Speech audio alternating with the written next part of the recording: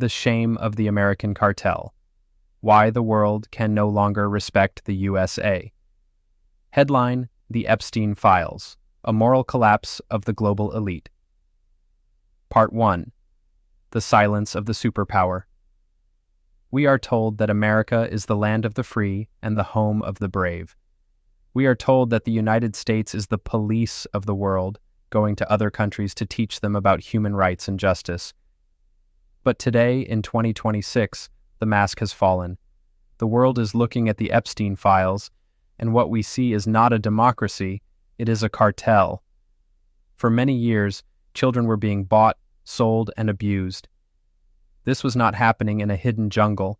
It was happening in New York, in Florida, and on private islands owned by Americans. This was child pornography and child trafficking on a global scale. And where were the American forces? Where was the FBI? Where were the special forces that claimed to see everything?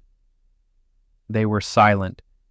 When the police and the government hide the crimes of the rich, they are no longer a government.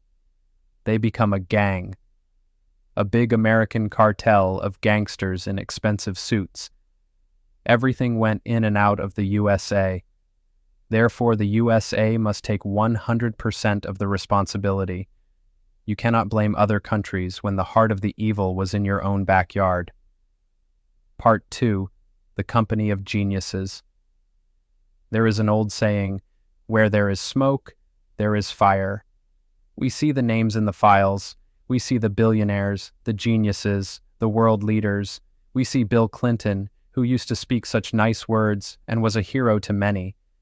We see Elon Musk, the richest man on earth. We see the owners of Microsoft and the leaders of big banks. My question to these people is simple. Why is your name there? If I am a good person, I look for good friends. I look for people with a heart. I do not look for a friend like Jeffrey Epstein. I do not look for a man who hunts children for sex. If you are a billionaire and you are so intelligent, how did you not know who your friend was? The truth is, they did know. They simply did not care because they thought they were above the law. They thought their money made them gods. Part 3. Fear of God versus love of money. I speak to you as a person of faith. I am a Muslim. I fear my God. If I did something wrong today, I could not sleep tonight because I know that God is watching me. I would ask for forgiveness and try to become a better man. This fear of God is what keeps a person human. It is what gives us a conscience. But these people, these billionaires and politicians, they have no fear of God. They have replaced God with money. They love money. They love power.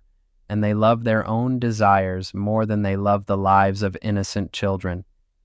They don't even seem to love their own children, because if they did, they would want to destroy a system that hurts the young. It is a deep shame. To see men like Bill Clinton in their old age, once heroes, now linked to such darkness, it is a tragedy for the whole world to see. Part 4. The Hypocrisy of Regime Change. For decades, America has traveled the world changing the regimes of other countries. They tell other nations, your leaders are corrupt, you need a new system. But look at America now.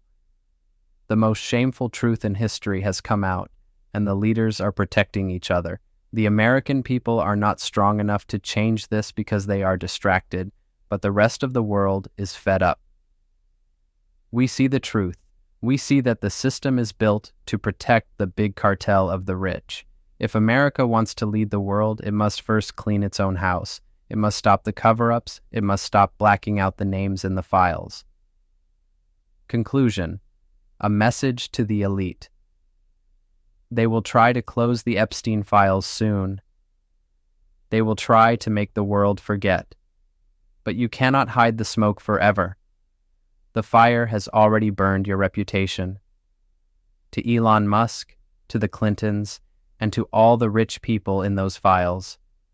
You may have all the money in the world, but you have lost the respect of the people.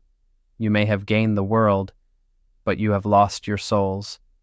In the end, money cannot buy a clean conscience, and it cannot hide you from the eyes of God.